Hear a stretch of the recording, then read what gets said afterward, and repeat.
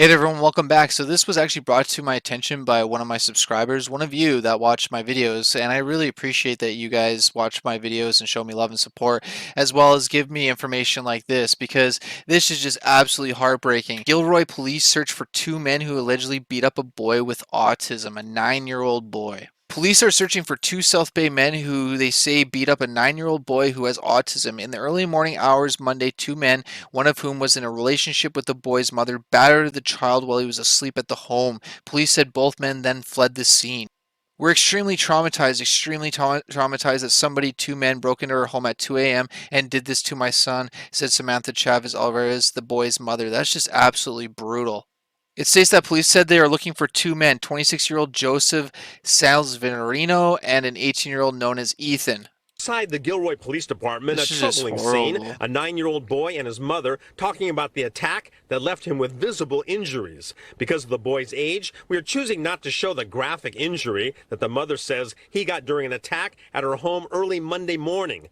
I just gotta stop it for a second. I've seen photos of the kid. It's absolutely horrible what happened to him. We need to get justice for this family. I'm not gonna show the photos because YouTube will probably give me like a strike and a ban. So I'm letting you know I've seen it, and this is just horrible. This is home surveillance video of two men entering her house, she says, illegally. We're extremely traumatized, that two men broke into our home at 2 a.m. and did this to my son. So two men broke into her home at 2 a.m. and did this to her son. Just this is brutal. So they're like asleep. Police confirm they are looking for two men identified as 26-year-old Joseph Sanseverino and a friend, an 18-year-old known as Ethan. And an 18-year-old. Holy smoke. So a 26-year-old and an 18-year-old have been alleged to have done this crime. They're suspects in this right now. And this is just horrible. Joseph is my ex-boyfriend. Ex-boyfriend? And What? Ethan is his friend. So that's how we know them, and that's why So it's they even know them more, personally. shocking and traumatizing that it's people that we knew that never showed signs of violence or anything like that were able to do something like this to us. It's insane that these two guys allegedly would go in there at night and do this to a 9-year-old. The victim's family has been critical of police for not issuing arrest warrants, and police acknowledge they are moving carefully. When we asked if the men are suspects or people of interest, we got a very unusual answer. So they haven't issued any arrest warrants as of now, but they're wanted suspects and people of interest in this crime. Suspects and persons of interest. At this point, we're taking what the victim's mother said and what the victim said at face value. And Okay, so they're saying that based off the mother's statement and the son's statement that that's what they're going off of. But there's surveillance showing these two guys. I don't know if there's like they had really good photos of showing these two guys, but obviously they're not going to lie about this happening, and I've seen photos of what happened to the kid. They're not going to lie about that. until we hear otherwise. Police have not confirmed the two men are on the run, but acknowledge investigators have not found a trace of them. They hope the public can help them, either track them down or convince them to turn themselves in. In Gilroy, man. Robert Honda. That's just brutal. So as of right now, they're alleged to have done this crime. There's no proof. It's just their word against theirs, I guess. And the police say they're suspects and persons of interest, at this point. So yeah, they're just taking what the victim said at face value until they hear otherwise.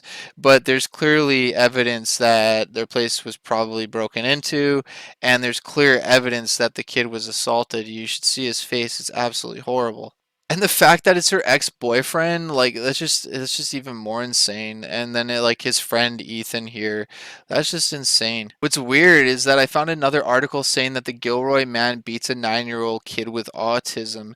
So this article is saying that it isn't alleged that he actually did batter the 9-year-old with autism while he was sleeping. So I guess the reason why the police are taking it at face value is because it states that the victim's mother believes Joseph Sanseverino was responsible for the attack. attack. According to the police, Sanseverino was dating the victim's mother and was living with them. So he had access to their house. He was living there. And I guess this is why the police are taking it at face value, because in the surveillance video, you can clearly see the garage door open At here, about 2 a.m., they right here. responded to a So he local had hospital access for to a the 9-year-old house and he was who able to had get been in. beaten. The boy is That's just autistic, and the insane. man There's broke two men there, as you can see. That's just horrible, and my heart and my prayers go to the family. That's just heartbreaking. I couldn't even imagine being completely asleep and then two random people break into your house and you get woken up to being like beaten up. And like that's a 9-year-old kid and these are two like grown men. Like that's just absolutely horrible. Like we need to find these guys. Like we need to bring justice to the family. Like this is just absolutely just disgusting. Who the heck in their right mind thinks it's okay to not only break into somebody's house but also assault a child like that? That just blows my mind, and I really hope they find these guys, arrest them, press charges, and they end up going into jail for a long time. In my own personal opinion, it's unfortunate that the mother wasn't aware of what was going on and wasn't able to use self-defense and stop these two doing what they were doing. Luckily, the kid is still alive. He did suffer a bunch of lacerations and a bunch of cuts and bruises to his face, and his body is really horrible.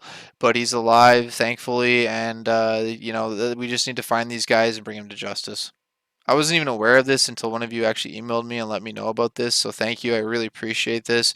And we need to get the word out and get these guys found. So anyways, please let me know your thoughts and opinions about this in the comments below. Please like this video, share it with on all social media, Twitter if you can. I'd really appreciate it. We need to get these two guys caught.